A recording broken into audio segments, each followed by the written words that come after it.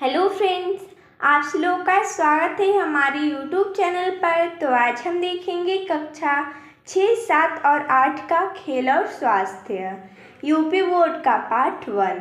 पाठ का नाम है शारीरिक शिक्षा। तो जैसा कि ये तीनों कक्षाओं का एक ही किताब है, खेल और स्वास्थ्य, तो हम इस वीडियो में पाठ 1 को देखेंगे। पाठ का क्या नाम है? शारीरिक शिक्षा। तो चलिए हम इस पाठ के प्रश्नोत्तर को देखते हैं। प्रश्न नंबर 1 है, शारीरिक शिक्षा किसे कहते हैं? इसका उत्तर हो जाएगा, शरीर और मस्तिष्क को स्वस्थ रखने के लिए जो सीख, ज्ञान और क्रियाएं कराई जाती हैं वही शारीरिक शिक्षा कहलाती हैं। शरीर को मजबूत बनाने के लिए जो व्यायाम किए जाते हैं वे भी शारीरिक शिक्षा के अंतर्गत आते हैं। यानी कि जब हम अपने मस्तिष्क को स्वस्थ रखते हैं, शरीर को स्वस्थ रखते हैं, उसके लिए जो ज्ञान प्रकट करते हैं, जैसे हम योगा करते हैं, व्यायाम करते हैं, तो ये सब क्या है? हमारे शरीर को स्वस्थ रखने के लिए क्रियाएं करते हैं। तो ये सब शारीरिक शिक्षा के अंतर्गत आ जाएगा। अगला है प्रश्न दूसरा, शारीरिक शिक्षा क्यों आवश्यक है?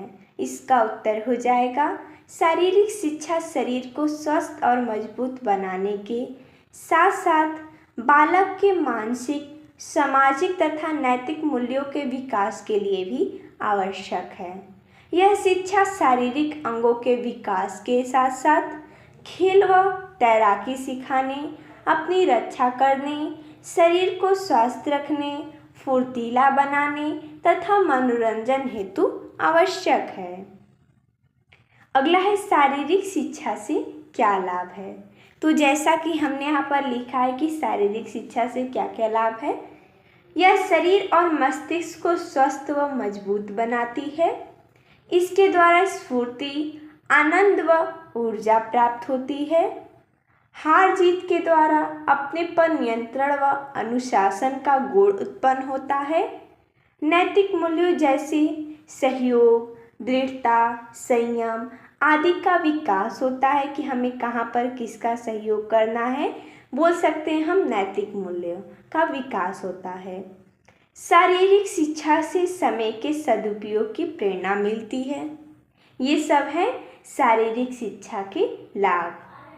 अगला प्रश्न है, शारीरिक शिक्षा द्वारा किन किन नैतिक मूल्यों का विकास होता है? इसका उत्तर हो जाएगा, शारीरिक शिक्षा से अनेक नैतिक मूल्यों का विकास होता है, जैसे सहयोग की भावना, विचारशीलता, दृढ़ता, संयम, आत्मनियंत्रण व अनुशासन आदि।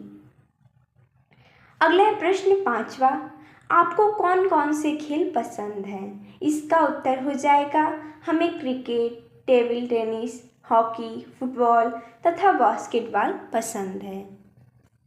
अगला है प्रश्न 6वां, अपनी पसंद के खेलों में आप कौन कौन से खेल खेलते हैं?